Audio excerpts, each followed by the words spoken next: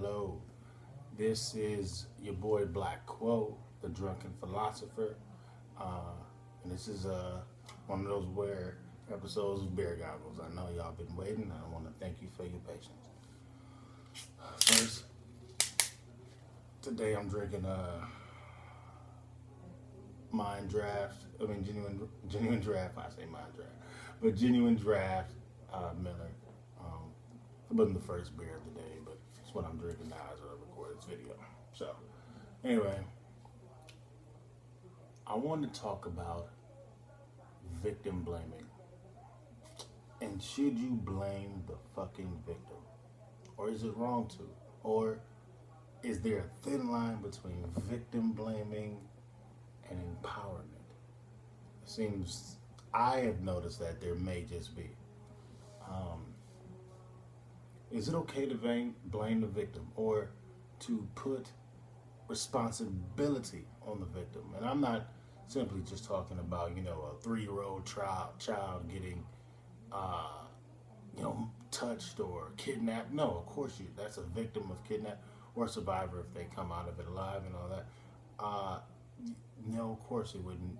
You couldn't even place the blame on them. You have to place the blame on the child at that point. I mean, on the parents at that point. But in some circumstances, in most actually, you completely shouldn't blame the victim. And even in others, you still don't blame, but I believe that you should put accountability or responsibility on the victim or the survivor. Meaning, if I am in a club, and I'm talking to somebody and I got my drink down, and it's right next to me, and I'm talking to somebody else, and somebody behind me distracts me, and I'm being distracted by the person in front, but somebody behind me while I'm distracted slips a little something in my drink, and then I get drugged up and they take me home. That is an unforeseen event. That happenstance is really hard to blame the victim in any capacity or to put accountability in any capacity on the happenstance. But only time I believe in putting some quote unquote blame or accountability or responsibility on the victim of abuse is when you return to it. When it's a dating pattern, a relationship pattern, yeah, you gotta, at some point, you gotta put the accountability, not the blame, because she or he is not at fault for how others abuse them. They didn't cause that abuse. They're not the reason for the abuse. That person was gonna abuse you regardless if you stayed in a relationship, or was gonna abuse somebody else or abuse themselves. So you cannot blame yourself for how they are acting. However, you can be accountable for you staying and repeating the process of those types of relationships. I know a few women who have dated the last three guys they dated. All three of them either verbally abused them repeatedly in a relationship, like overtly, aggressively, or physically, or both. Two of them never hit a woman in their lives before. So they didn't just up out the blue and just, I hit you. No, they showed patterns of controlling, of dysfunction that you continuously approved of by staying in a relationship with them. Now, there are circumstances where you may end up codependent on this person, as in you live with them, or you got a child with them, or you're already married to them. But at some point, if you analyze anybody, you question, you berate them, you challenge their ego, see how they handle being hurt before you enter in a serious relationship or contract with them, they will reveal themselves. I believe that there's two ages people have. There's your physical age, your biological age, or whatever, and then you have your psychological age. Your psychological age will reveal itself. Let's say if I'm 30 years old, but my psychological age is 20, aggressive 20, an unhealthy 20, meaning, yeah, I'm 30 something years old, but when I get angry, When my ego is bruised, when I'm hurt, here is how I'm going to react, and that shows your psychological age. And if you haven't seen a man or a woman's psychological age before you enter in some type of serious contract or relationship with them, you may be setting yourself up. And then once you see that once, okay, maybe it was an outburst, but then you constantly see it once or twice, it's happenstance. 3 or 4 or 5 times, that's your behavior. And when you say, you know what, yes, this is behavior, that's her behavior, and you go back into the relationship, what you're saying is, I accept this behavior for me, or I'm afraid to leave him, and your fear is still condoning it, meaning I am not brave enough to exit this situation. I'm not strong enough. And if you weren't strong enough to exit the situation after you realize it's toxic, a part of you has to realize at some point that this can happen again, not only with that person, but even if you find the strength to exit this, until you are figuring out, why did I even accept that for so long? Why did I end up, why I'm in the similar relationship I was again?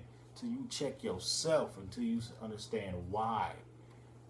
A woman named Kamisha McDowell once said, your whys make you wise. And the main thing you need to be wise in is on yourself. Why did I end up here? How did I continuously end up here, even with different people? And the only constant is me. Out of all these people in the world, not everybody is verbally or physically abusive. So how did I end up in this situation again? At the end of the day, even with all that said, you are not to blame. You are not to blame for the psychosis and the immaturity and the actions of your lover. Whatever you did to bruise their ego or to hurt their feelings, and they reacted in a negative and physically abusive or verbally abusive way, is not your fault, usually, but not your fault. It's theirs. But as the saying goes, hurt people.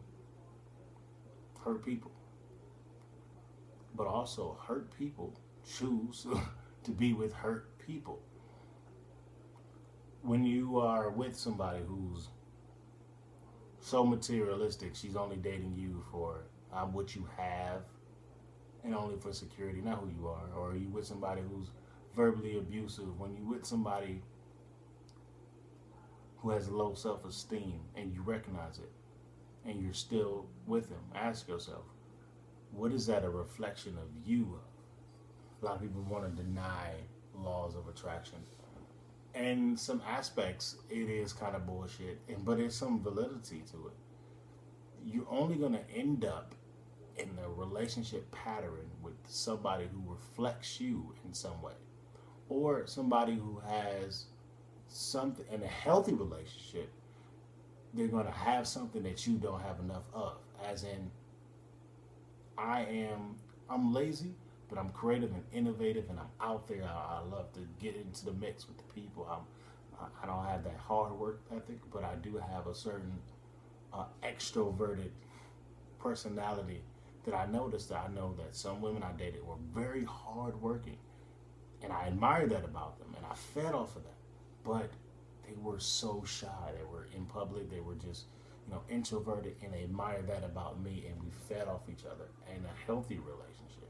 Doesn't mean it's always going to work out, but that was one of those things that we fed off of, that we didn't have a problem with each other. In a bad relationship, I have a low self-esteem. Let's say, or she has a low self-esteem, and with her low self-esteem, she may drink or she may just belittle herself, regardless of who's saying anything about her. And that's how she reacts. A man may have so low self-esteem, and he may think you're cheating, and he may react and hit you. That's how he responds to his low self-esteem. Y'all both just have different ways of expressing your low self-esteem or your insecurities, but you're both still insecure. That's the reason why not only you attracted, but you not just attracted off of, I see you, you see me, I say hi. No, the attraction comes from the relationship pattern So who do you constantly choose? What are some of the similarities in the lovers or the people that you had strong feelings for? What are they? What do they all have in common? And you find out your relationship pattern. What are you consciously seeking, but what are you subconsciously also attracting? Are these people abusive to themselves or to you? You may want to check that. You may want to change how you love yourself to the point where you got your bullshit detectors already. Now I'm not saying there's nobody's gonna seek through the cracks, but less likely. And give you an example. A few of my friends, the main one, my friend B, very confident, good guy, man, good brother. He's my mentor on some levels. And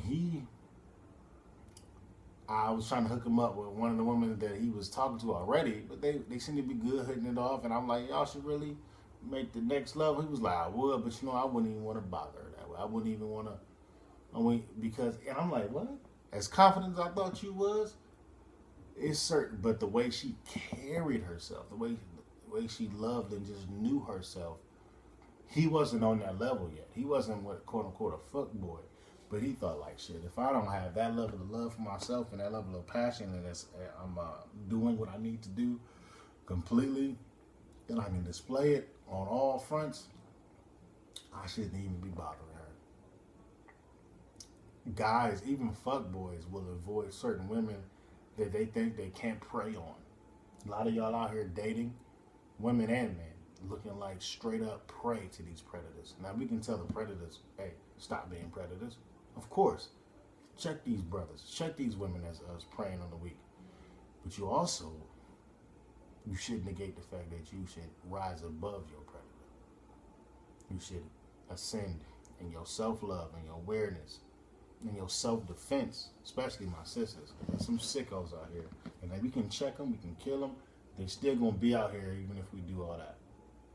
So it's best to protect yourself spiritually, mentally, and physically. And prep yourself economically just in case. Especially if you're trying